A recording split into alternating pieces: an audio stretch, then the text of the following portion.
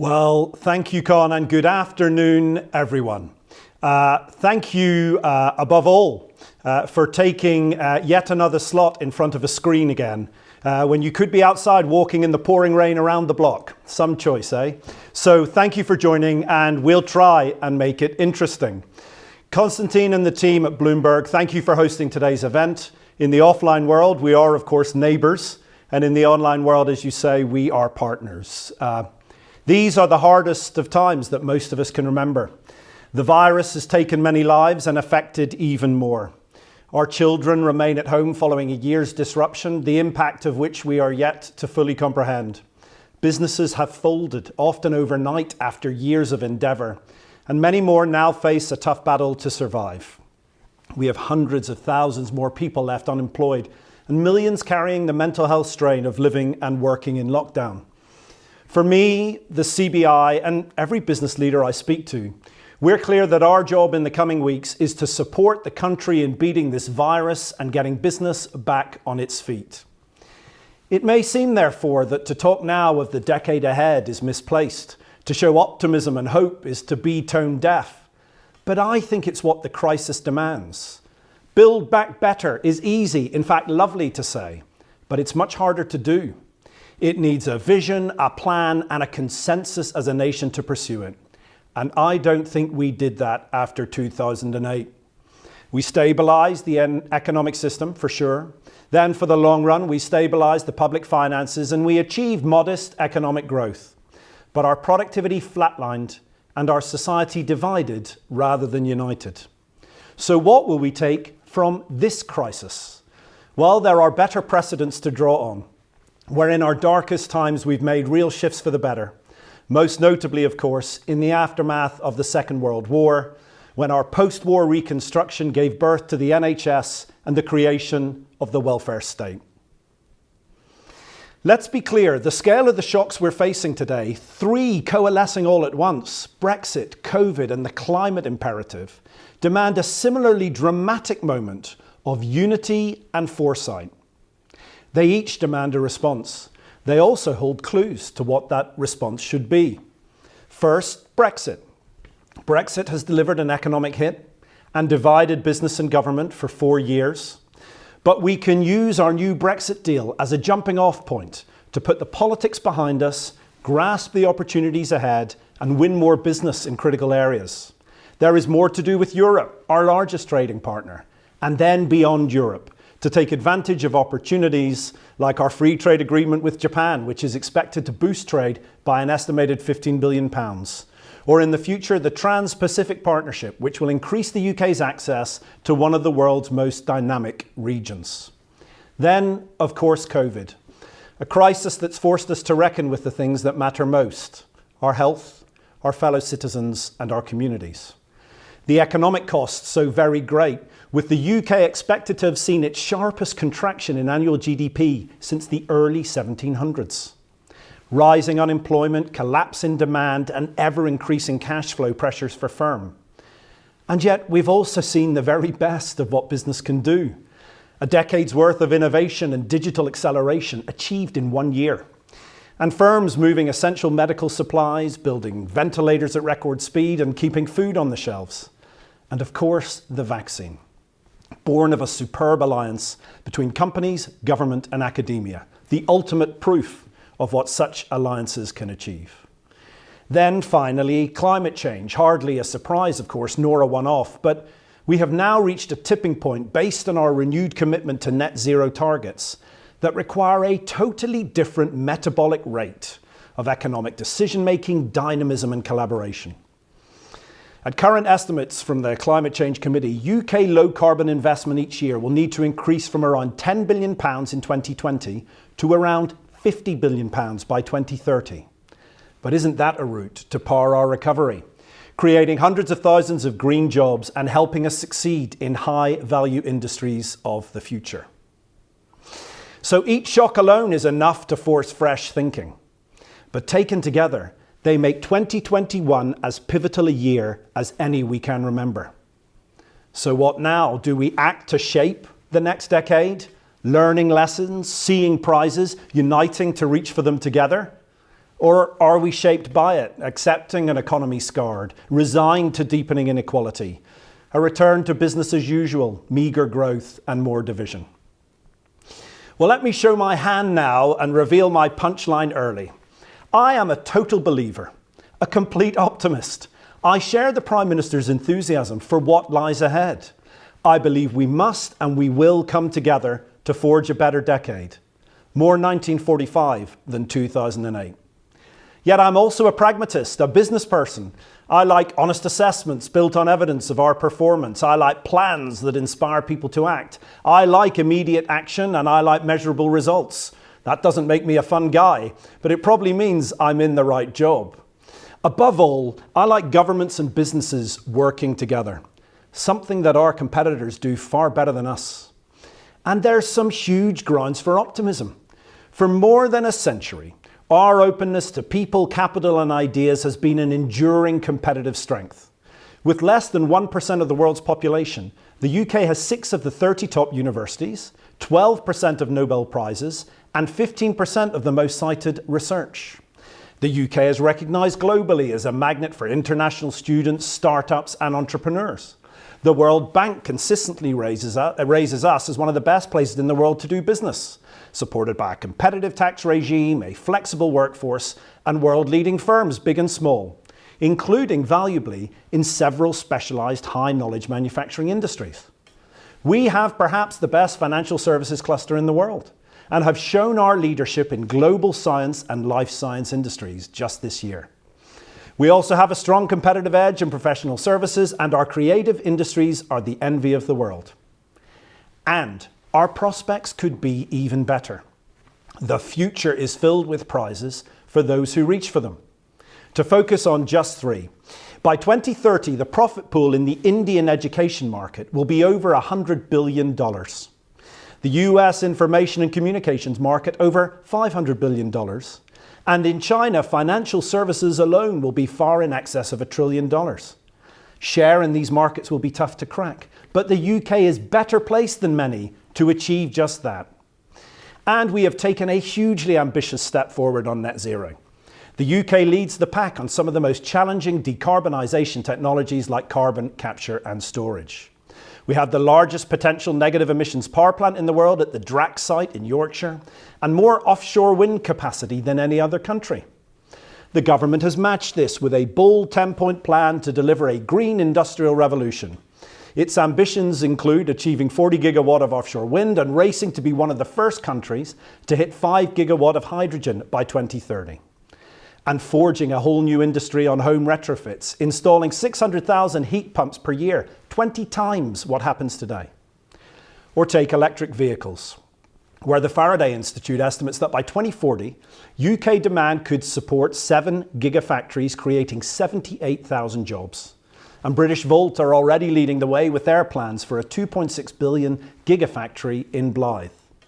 But if you'd rather take the bus, consider this. 6 years ago, the UK's first hydrogen production and bus refuelling station was opened in Aberdeen.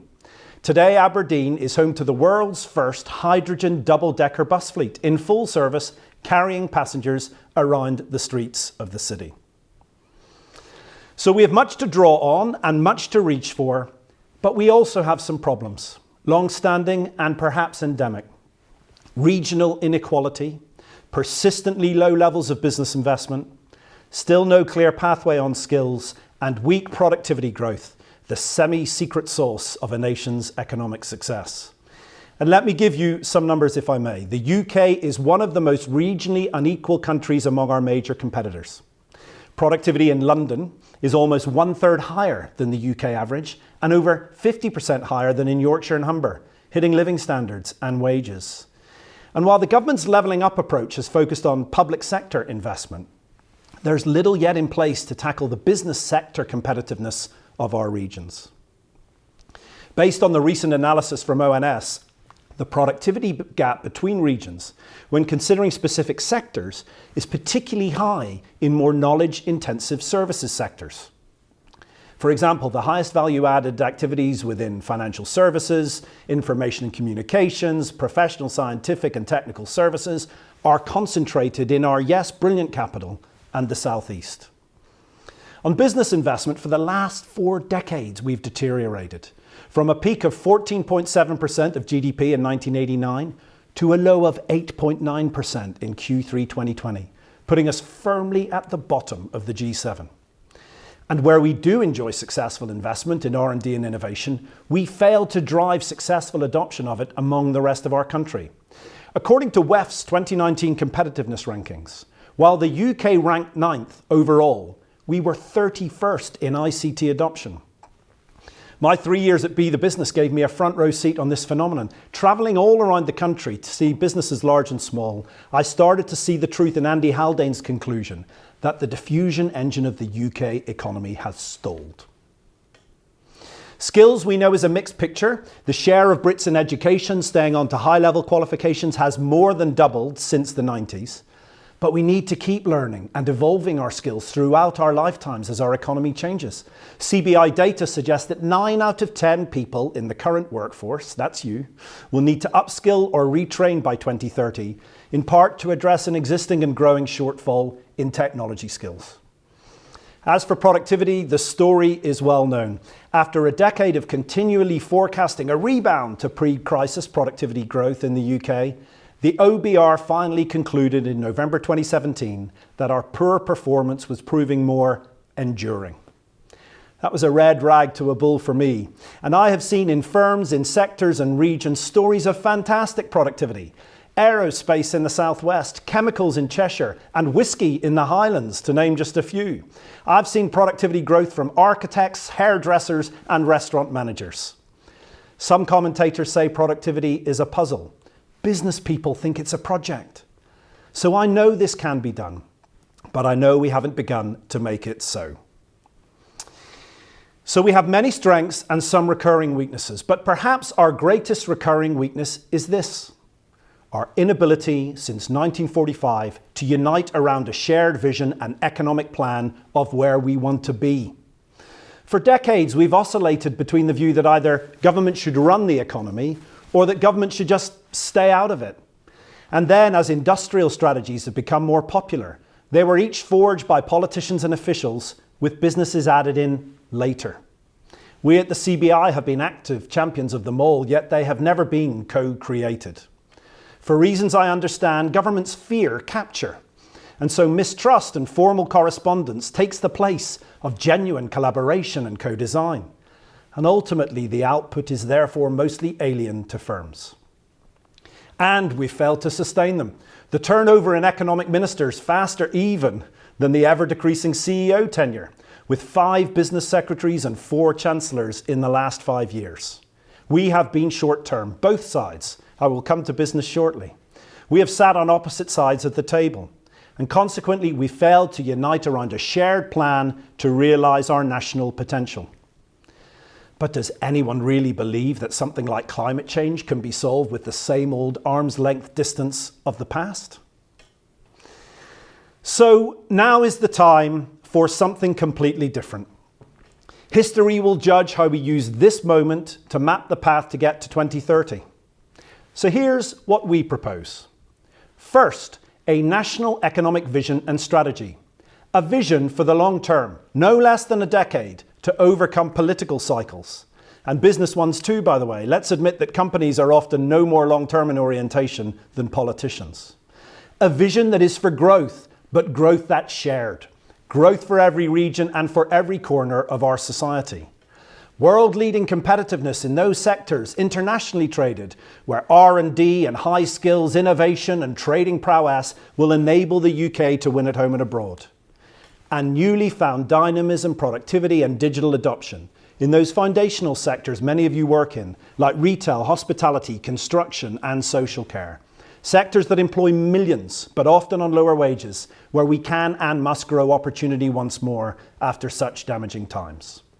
This growth plan must be tangible for firms, large and small, that create jobs and pay wages, and the individuals who work for them across the UK. Firms whose ingenuity, pace and dynamism can turn a grand 10-point policy plan for green growth into new technologies, new markets and new kinds of job. Firms whose managers, training staff and training programs turn a skills white paper into a real weekly training program for young people at work seeking to get better. Growth that's shared also means growth that's inclusive. However you cut the data, diverse and inclusive firms come out stronger and more agile. McKinsey analysis shows that the most ethnically and gender diverse companies are 36% and 25% more likely to outperform peers, respectively. Let's be first in Britain to see how inclusion here can give us not only more justice, but also more competitive advantage in the world. Second, for this vision and strategy, let's do this together. Business and government in genuine partnership with unions and civil society too. Let's move from adversarial policymaking to genuine collaboration, as we saw in the design of the JRS and in the writing of COVID-safe workplace guidelines and in the vaccine. Third and finally, it's business with agency, not just advocacy. Yes, government must let us in to help forge the vision and plan, but meanwhile, we uniquely can make things happen. Our political leaders can make a compact at COP26, but we can all take part in the race to the top. We can make the electric cars consumers will buy and build the gigafactories to enable them.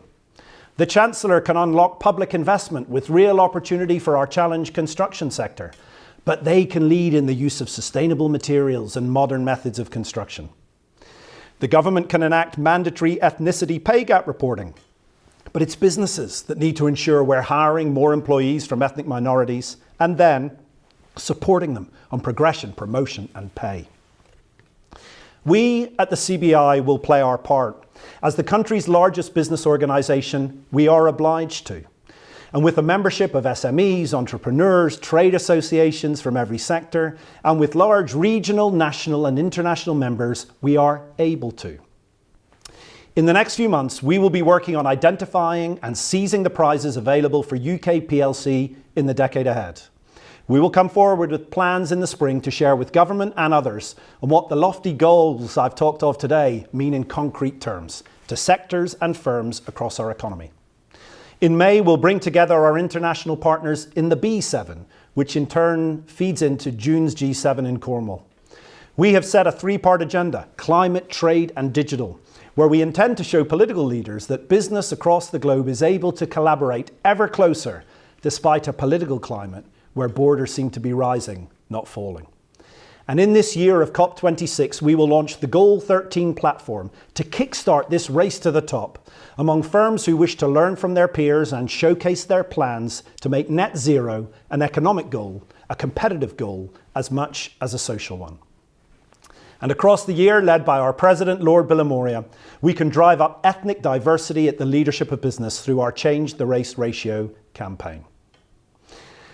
To finish, I should concede that some smartass did tell me that 2020 is the start of the decade, not 2021. But I think that smartass is wrong, because 2020 was a year unto itself. I know the crisis is far from over, but I believe we've learnt enough already to know that we need a better decade than the last. But we have learnt something else very important in this latest crisis. In 2020, according to several now released surveys, trust in business went up. That's not something we see very often, and it certainly didn't happen in 2008. I believe it's because during this crisis, business has acted in the service of the nation, in the service of employees above all, especially in supporting their mental health, and also in the service of customers and communities. For years, we've talked a lot about business and society. In 2020, we saw what this can look like at its best, a pivotal role in national well-being and resilience that we must sustain. Let me finish, therefore, with one ask for those of you listening who work in a business. We can ask government to do better, and we will. But we have it within ourselves to make a better decade. In our firms, we can pursue growth and growth that's shared. We can make our companies and industries competitive, dynamic, inclusive, and sustainable. In other words, we can practice what we preach, and we can start right now. Thank you.